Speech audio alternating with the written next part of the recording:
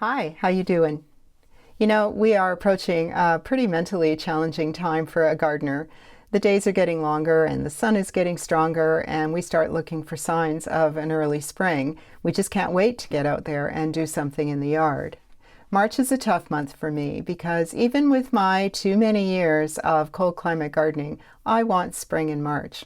Well, my too many years of cold climate gardening tells me that's not going to happen. I do use this time to do a lot of planning and tweaking my plan. And then I buy more seeds, and I have to tweak that plan a little bit more. Today I thought I'd go over how I plan out and time my container and raised bed vegetable garden.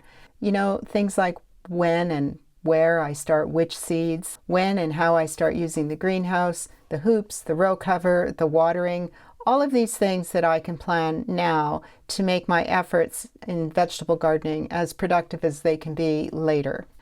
My name is Sharon, and I garden on a large yard in a small town in east central Saskatchewan, Zone 3. Welcome to my Sask Garden. So if you've been watching my channel at all, you know that I have a raised bed vegetable garden. I have 8 raised beds. Each bed is 4 feet by 12 feet, and they're raised 10 inches high. They're made with 2 by 10s. They're open on the bottom. There was nothing underneath that soil except for more soil. I don't have any hardware cloth or landscape fabric or anything like that. It's soil all the way down, and they're open bottom. There's no piece of wood down there or anything like that. I also utilize 5-gallon pails for growing the odd thing like zucchini and tomato. I like to grow in 5-gallon pails, and that I refer to as container gardening. This year I think I'm also going to add a couple of pretty large containers that historically have been sitting on my deck, but I noticed last year that they've started to peel and they're looking kind of ratty. So still perfectly usable, they just don't look as nice. So I thought I'd move those over into the vegetable garden, and they're a good size. I think they probably would equate to 15-gallon, I'm thinking. They are a pretty good size, and so they'd be perfect for growing all kinds of things in the vegetable garden. And this year coming up, we're adding 2 wire trellises. We already have the wire. We bought some of that cattle panel wiring. It's about 4 feet wide and about 16 feet long. And then we're going to hoop it over the ends of 2 beds in 2 different places, and that'll give me some vertical growing room. I do have some concerns about that with respect to wind in particular. Those of you who have watched my channel also know that I often battle fairly sustained wind, strong wind, and that can be a challenge in my vegetable garden. Anyways, I'm excited about those cattle panel trellises. I didn't think that I'd be able to get the cattle panels locally, but I did. I was able to get them from the co-op. They had them here in stock. So I'll just put a photo up on the screen of the raised bed vegetable garden. I have this aerial photo. The beds run east to west. It is a full sun location. To do that again, if I was starting right from the beginning again, I'd run those beds north to south. And that is to maximize sun exposure as well as not to have to worry about any shading. On the south side of one of those raised beds, for example, I have to make sure that I don't grow anything tall on the south side and then something short on the north side of that bed, because whatever's growing on the north side could potentially be shaded by whatever is growing on the south side. Let's say, for example, I wanted to put in a row of beans on the north side, but I have corn growing on the south side, so that corn is going to cast some shade on my beans. And the shade can be beneficial for some plants. You can plan it out that way. If you have corn growing on the south side in that east to west bed, and then you want to plant some lettuce, they would probably benefit some from the little bit of shade and the cooler soil that shade is going to provide as well. Anyways, that garden is close enough to the house that I can use long hoses for water, although I do really prefer rainwater and hand watering.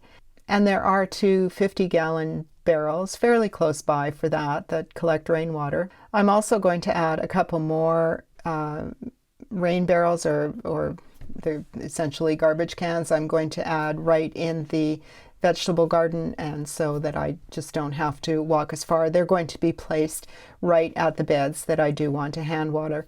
Otherwise, we are beefing up the drip watering this year. We're going to run a lot more drip watering in all of the raised beds, except for I think 3. The property also slopes toward the west. It's got a downward slope, and on those 4 beds on the west side, there is a decent enough slope going on there. It tends to drain or pool, and it's really not ideal. I do have to be careful. However, with drip watering, that is not an issue. All beds can accommodate hoops.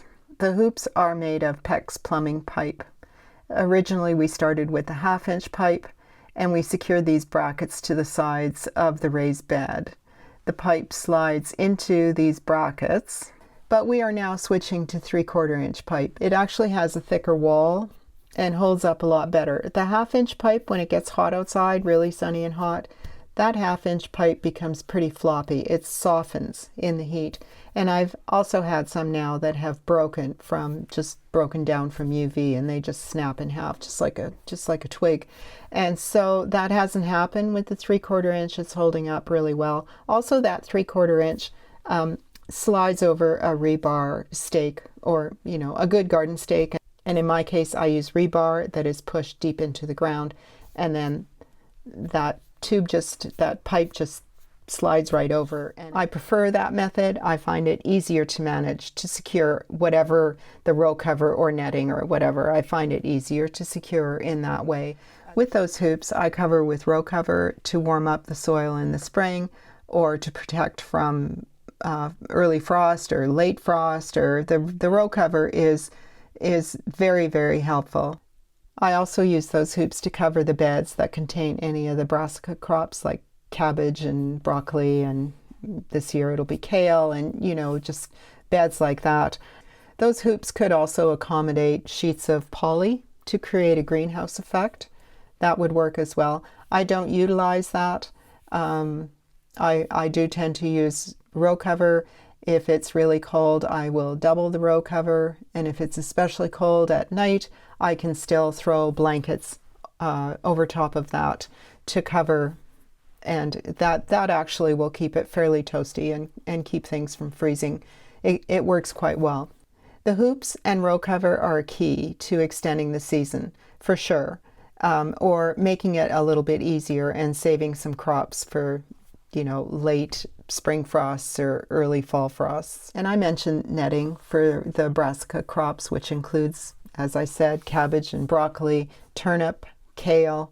And that netting in the spring is to limit the flea beetles, because I do have trouble with flea beetles in the spring. It stops the butterflies from damaging those crops as well. And then again, there's a big influx of flea beetles in the fall. Flea beetles and cabbage butterflies are a major problem if you're growing these. And if you live in an area, as I do, where there's plenty of canola being grown, other methods like planting marigolds along with your cabbages just do not work. It doesn't work. The other thing I use row cover for is over the melons and squash, but I will keep that row cover on the plants all the way up until they start blooming, and then I take it off for the day generally, and I often put it back on at night. If the nights are dropping, say 10 degrees, then I will put it back on. They are also really helpful for protecting against hailstorm. Now, we don't always know when that's going to happen, but last year we had a pretty bad hailstorm.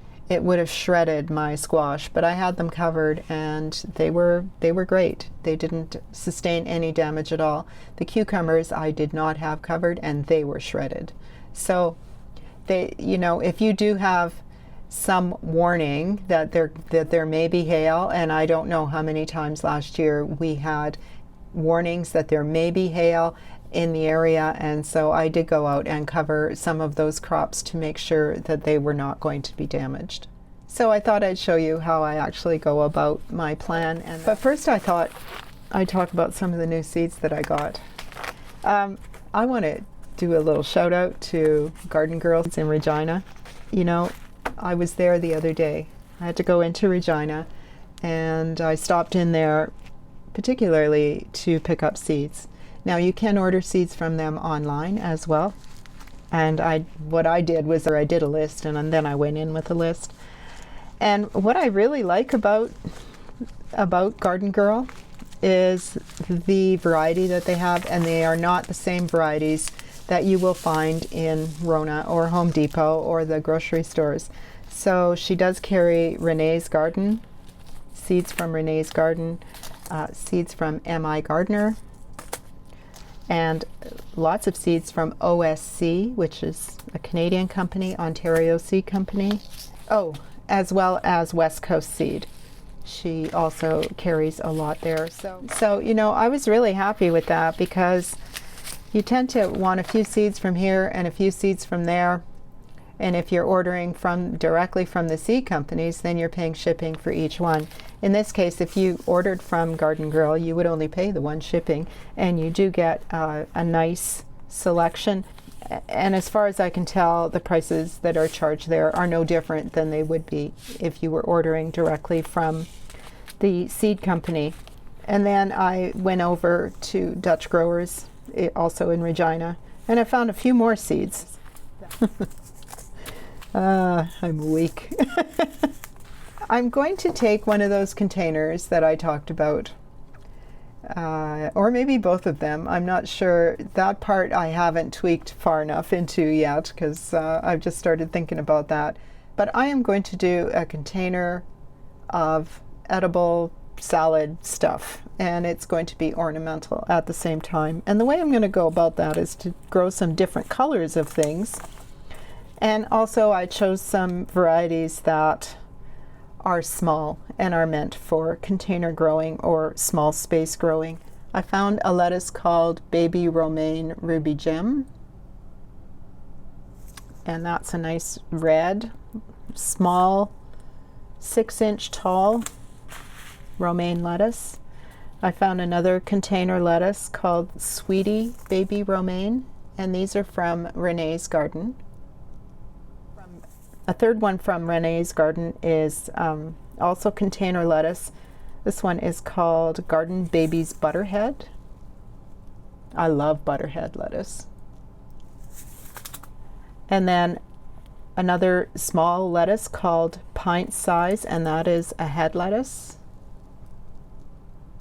One of the big problems I have often, particularly trying to grow head lettuce, is slugs. I'm thinking that perhaps with a raised container like that maybe the slugs won't get in. They'd have to climb up the outside of the container, and I think that I should be able to see that fairly quickly if they're trying to crawl up there. Anyways, we're going to see. That's my thought anyways, is that they should not be bothered by slugs growing up in that container. The other thing about that container is I can put it in an area that's going to get late afternoon onward shade. And that's one of my problems as well growing in my hot garden, is that they like to bolt so quickly. So maybe I can manage, you know, sort of early morning to mid-afternoon kind of sun, and then after that they would be more in some dappled shade and then in full shade for the rest of the day. The last thing that I got, you know, it's edible. I have never grown it. I didn't even know about it. I picked it up because of the leaf color and because of the height. It is 18 to 36 inches tall, and it's this nice purple color, and it is called red shiso.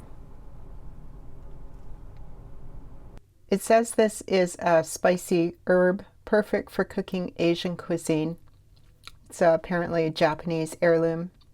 Deep red leaves that smell like cinnamon and clove. Who doesn't love that? Anyways, I think it might look pretty and in an edible container. I've always wanted to do one of those edible ornamental looking containers, you know, just something edible that also looks nice, and that would be the key, is first of all using different colors of leaves. Could also grow beets in them. I thought of perhaps I want to grow a snacking cucumber this year. I mentioned in a video in the past a bit that I bought some mini me snacking cucumbers, and I want to grow that in a pot, so perhaps I can grow it in one of those 2 pots. I think that's what I'll use those 2 pots for. And then I bought some dill because I'm actually out.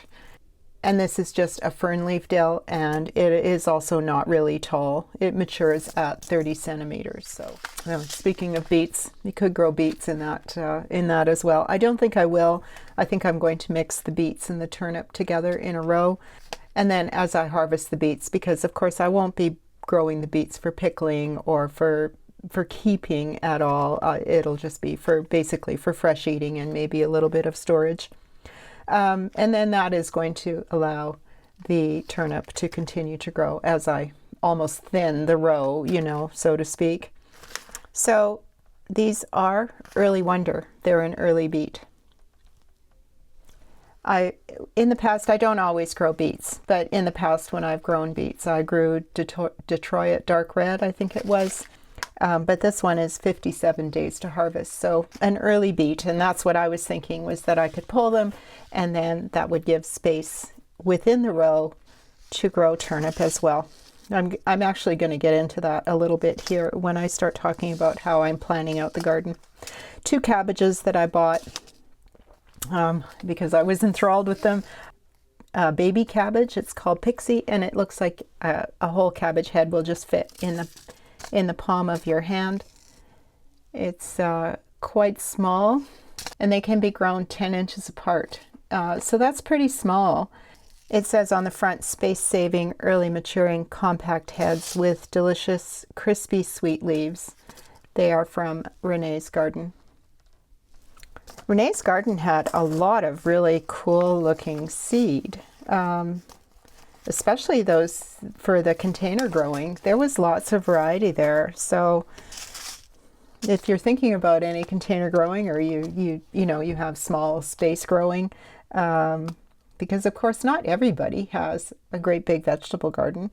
Not everybody wants a great big vegetable garden and to grow a ton of stuff, but it's fun to have a little bit of stuff that you're growing on your own. These, I'm not sure of the actual space that is required for these container lettuce, but just in the photo, like, it's a very small bowl that they're growing in. Same with these. They show them as growing in small little bowls, so I don't think you really need a whole lot of space. My great big container is probably going to be too much, really, or more than it needs, but I'll pack them in there. Not the cabbage. The cabbage will grow in the cabbage bed because, of course, the cabbage needs to be covered. Lettuce does not. I think that's all that I got for the vegetables, but I will. On this app, I did try to figure out if I could actually record what I was doing to show you how it actually works. I don't want to, give a tutorial on how it works, but I do want to show you how easy it is. First of all, it's for the iPad. And there's probably one for, non-Apple products as well. Anyways, the app is called Notability. It's a free app, and it is basically graph paper, and you can just draw, erase. It's all so simple. Prior to this, I always used graph paper, and if I look around enough, this is my original garden plan that I made in 1998. Then when we took over the additional property over here, and this is where the raised beds went in, I had it noted as 2, 4, 6, 8. Yeah, there was 8. We did do 9. There is an additional bed there, which was always a compost bed, but this year we're changing it, and it's going to be a strawberry bed. So it's still just 8 vegetable beds. But I did have something like this, probably not this book. It was probably another where I just drew on graph paper. I sort of did that every year, drew out the squares and then wrote in there what I was going to do. But for tweaking, every time you had to erase something, and eventually I started getting holes in the paper and such because I was changing it so much, this works much better. So I'm just going to move the camera and just kind of show you a few things, how it works, and then I will just put an image up on the screen of the actual plan. Okay, so here it is, and basically what happens here is it's just, I have this page set up, it's called The Garden, and here in 2019 it had a lot less detail. This year in 2020 I had extra time, I guess, because I actually turned it all into text somehow. And then, yeah, it just keeps going on and on. It's kind of how I plan things out. And 2023, I added in here, you know, when stuff was seeded, when I planted it out. Sometimes I'll note when it germinates. And then this was 2025. In this year, I had a lot of notes on this. And now in 2026. And so, you know, I have it noted here. This is where the containers will go with the ornamental edible salad stuff. I have a bench that sits here that I'm going to grow greenhouse peppers, that I have 2 5-gallon zucchinis. And so in each of the beds, what I'm going to grow, the blue is indicates water. These yellow things, this is where the trellises are going to go. This is my plan, year to year. This is my plan. Just on the outside of the beds, I also note what I grew last year. I've mentioned before that I don't pay a great deal of attention to companion planting, but I do like to rotate all my crops. I don't like to grow the same thing year after year in the same crop, in the same bed. This year I do have a little bit of concern because I grew melon here last year, and now butternut squash, which is kind of in the same family. And so I do have some concern about this, but you know, hopefully it'll just be all right. I haven't started much yet. I haven't started my peppers. I usually don't start them until sometime in March. This year I'll probably start them just probably within the next few days. I'm going to start the bell peppers. I also utilize a heat mat to germinate my peppers, so they will always germinate within a week. They're germinating when you utilize a heat mat. The reason for a lot of peppers to have to start them very early is not necessarily that they grow slowly. I don't really find peppers grow that slowly. But they can take a while to germinate if the soil temperature isn't consistently warm enough. And that means whether it's sitting in sunshine or not, or, you know, it has to be consistently warm, not really fluctuating all the time. That they will germinate, they just take a little bit longer. So, and I would be surprised if they didn't all germinate within a week to 10 days. But generally right around that 7-day mark, they're popping up. I have started all my onion, and I think maybe we did some of that together just not too long ago.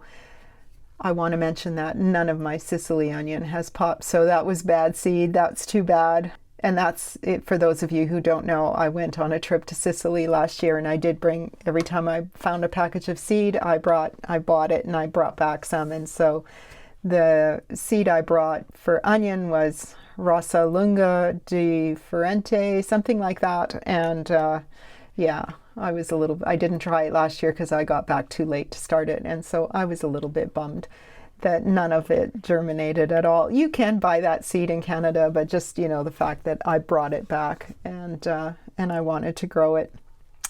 Anyways, I seeded the rest of whatever I had for onion seed instead of saving it. I seeded the rest of the Kelsey, which I'm gonna have a lot of Kelsey onion, and the rest of the Cartier I seeded as well, and I had some Spanish Medallion, and there's another one as well.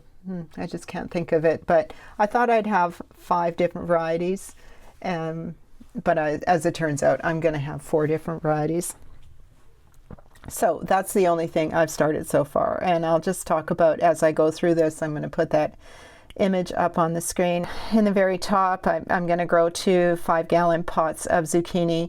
I will seed 2 zucchini into each little container, and I will start those in the house on May 1st on a heat mat. They usually pop up pretty quick, As soon as they pop up, as soon as their leaves come through the soil, I move them to the greenhouse because I'm always in the greenhouse by the beginning of May.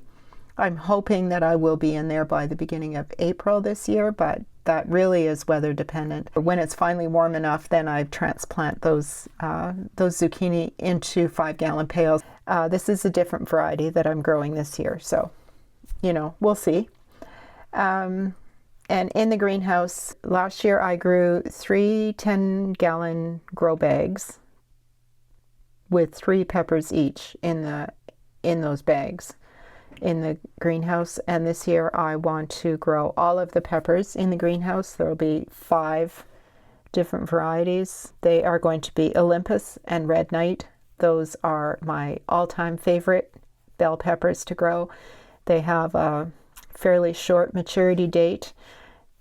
The fruit is beautiful, blocky. They're great peppers. If you don't know what kind of pepper to buy, I would urge you to look for that particular seed. I'm trying this year for the first time King of the North, and I have great expectations for that.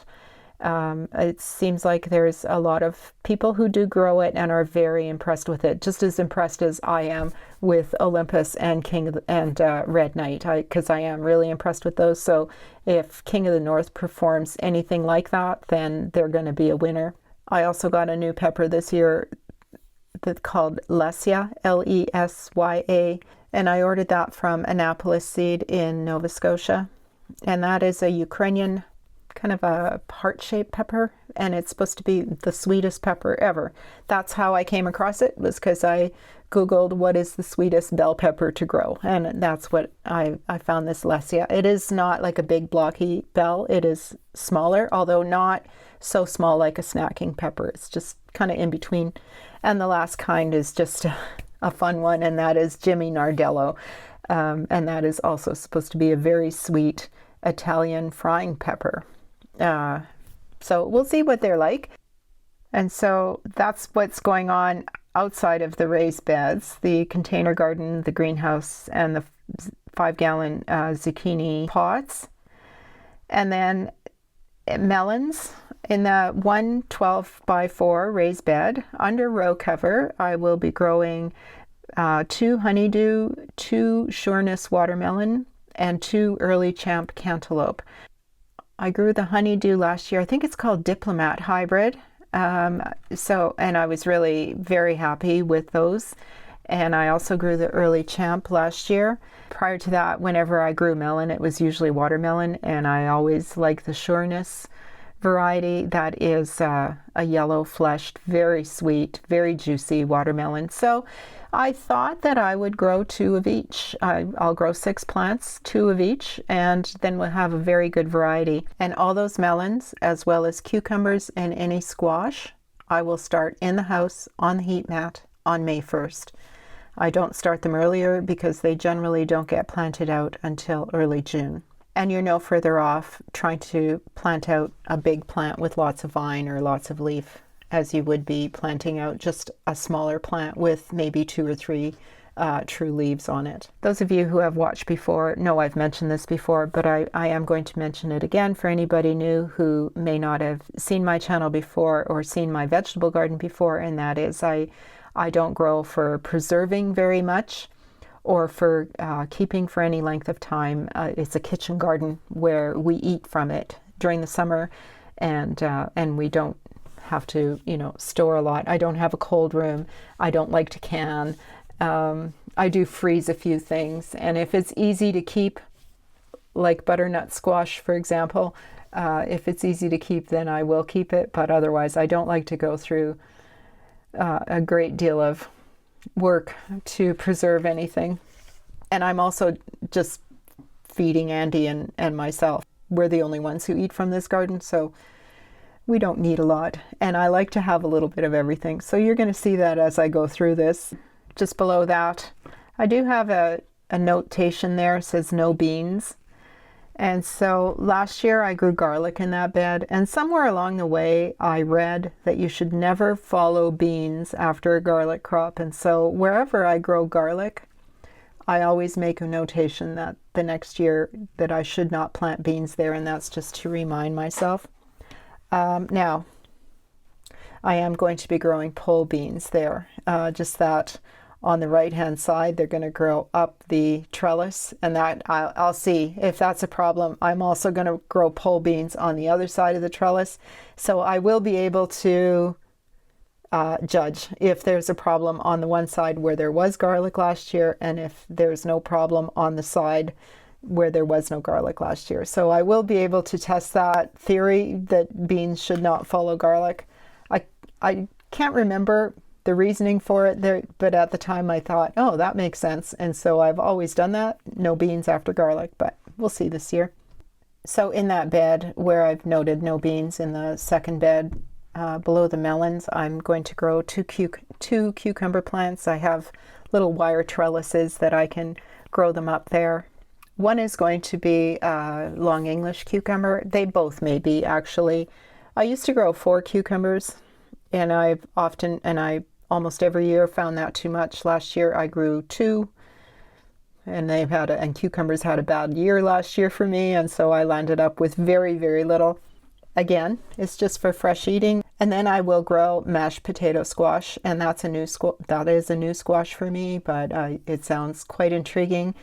And I note on the bed for the melons as well as the squash that I'm going to use row cover. And for both those beds, that is going to be until they start blooming. And the pole beans will be seeded directly. They are not started early, and they will be seeded probably early enough, because I am going to have that row cover on there fairly early. Even if the stuff is not planted in there yet, I will have the row cover on there just to keep the soil warm, just to help it warm up nice and deep down, not just on the surface, but deep down.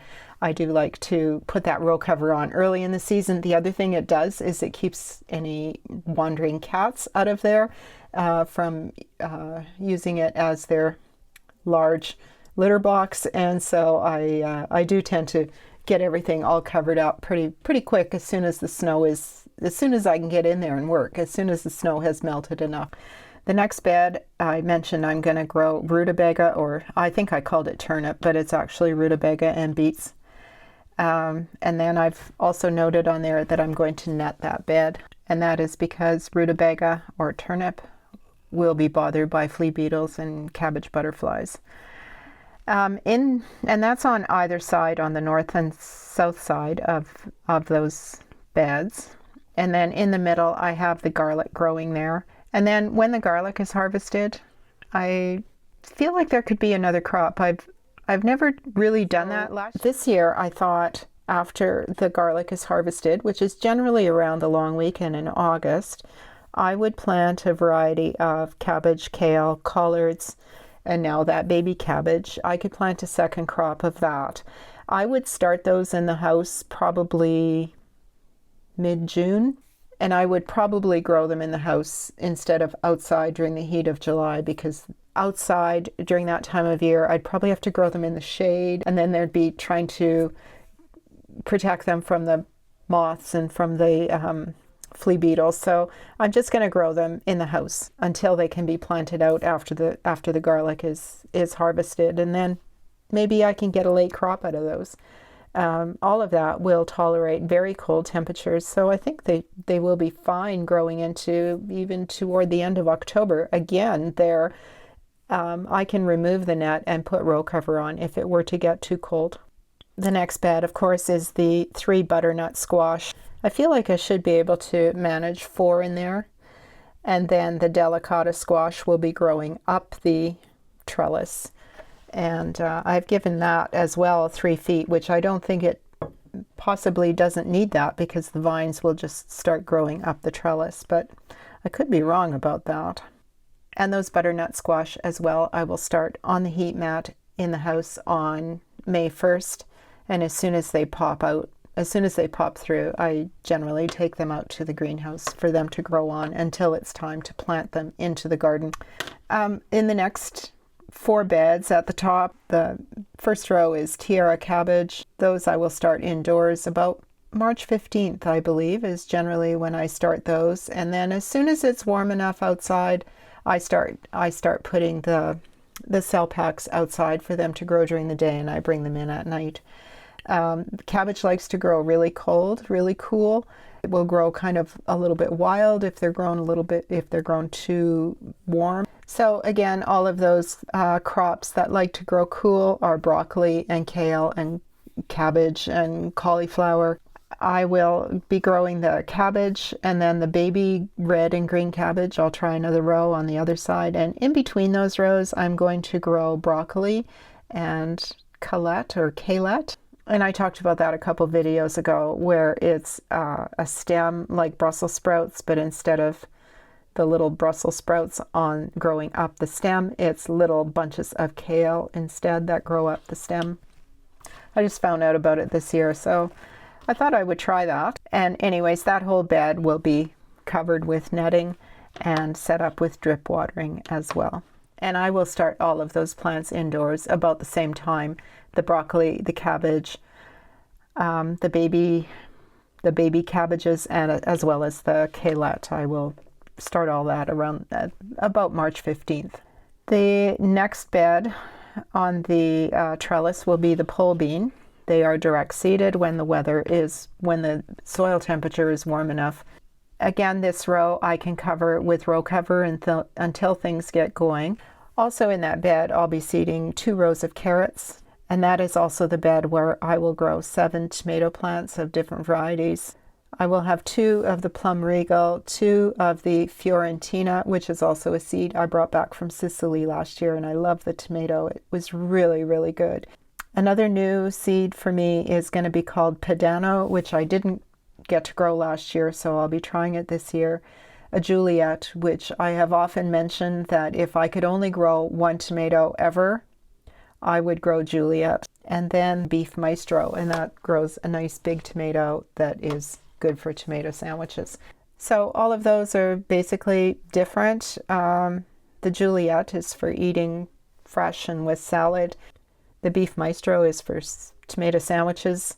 The Padano, I'm not sure because I haven't grown it. I think it's going to be a smaller type, but not a cherry, but just a little bit bigger, and I think it's going to be good for sauces. The Fiorentina were excellent for cooking anything. I threw a bunch into a pot of chili, and it was exceptional, and there was like no skin. I don't know what happened to the skin because I didn't skin them.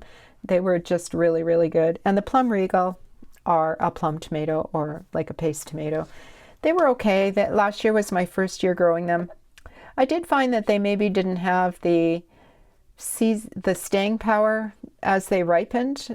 They ripened and they started to get little rot spots on them fairly quickly after that, whereas other plum tomatoes or Roma tomatoes, you know, they would just keep getting redder and redder, and I think the redder they get, the better they get. So I tend to let them get very, very ripe. And the Plum Regal, they didn't act that way. And so I thought I'd give them another go. In the next bed will be all of my onion. It is one vegetable that I can store fairly well. Following that is another 3, possibly 4 butternut squash. And I elected to not grow potatoes this year, mostly because I wanted to grow more butternut squash. And I'm really liking having the ones that we have in storage. They are holding very well. They are storing better than my potatoes. The few potatoes that I do have left, I didn't have very many left, but the few that I have left are sprouting, you know, wrinkly. And I had to buy potatoes the other day, and I got a 20-pound bag for, I think, $11. It was such a good price that it did make me question growing potatoes for storage. I would grow potatoes and simply for new potatoes because they are good. You know, that sweetness of new potatoes is really nice to have fresh.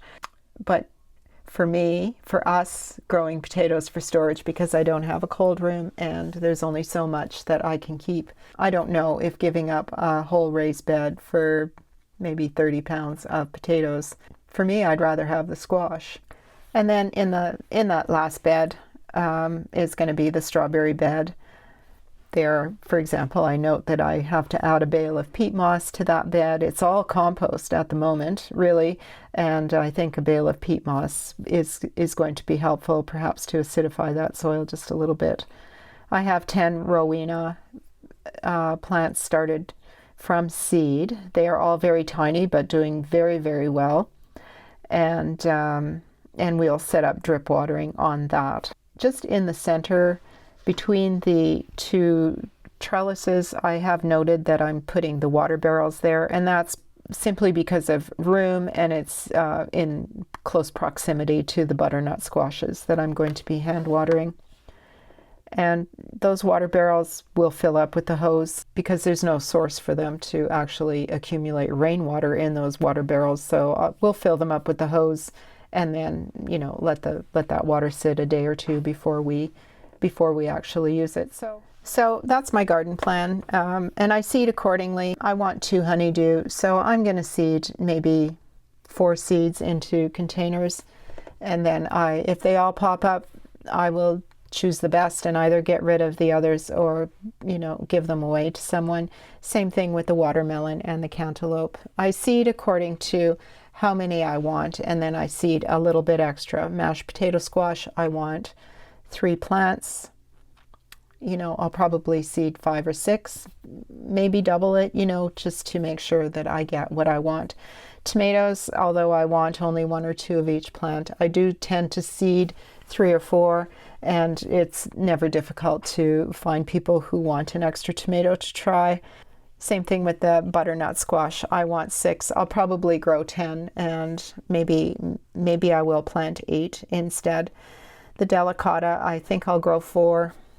I'll plant 6. Oh, and the last thing is there is one more tomato, and I grew an Esterina last year in a 5-gallon pail, and my gosh, she grew so well. Esterina tomato is like a Sun Gold or a Sun Sugar, incredibly sweet, great skin, no splitting. I find Sun Gold will split, and Sun Sugar, I find the skin doesn't split, but it's a little tough, whereas I thought that the Esterina was a perfect blend with extra sweetness. Just an absolutely delicious tomato. I highly recommend that one. Anyways, I did grow 1 Esterina in a 5-gallon pail. I have a video back on when I did that, and the 5-gallon pail has holes drilled on the bottom, and I took these rebar stakes and pushed it into the soil. I don't know how far, at least a foot, maybe 18 inches, and with all the watering and everything that went on, that rebar stake is now cemented into the soil, through the hole, and there's actually 2 rebar stakes going through. They are absolutely cemented into the soil below. We tried to pull them out in the fall, to then uproot the pail and everything and clean that area up. No way. And so I thought, well, I'll just change that soil and grow another Esterina in there, because it really did do well in that area and in the pail and everything. It just did really well. So I thought, well, that'll be an Esterina pail, I guess, from now on. That's my plan. That's things I have to get, things I have to make sure I have enough of. I've noted how many feet of drip line we need, for example, and how many feet of header hose we need, and where I need the row covering. I'm going to, when I can get out to the shed, I'm going to make sure that I have enough row cover. I'm pretty sure that I do. I think that I bought 2 extra long lengths of it last year, if I'm not mistaken. So I think it's time to actually throw out some old stuff that is pretty holey and go with my new stuff. And so that's what I do. And I needed to pick up some seed that I did not have, and as I said, I'm weak and I bought more seed than I need, and so I need to tweak a little bit more. But that's the fun part for me, is very much so the planning and the seed starting. I think that is probably the most fun for me. Anyways, I hope you found this interesting or informative or helpful in some way, maybe in your own planning for your own vegetable garden.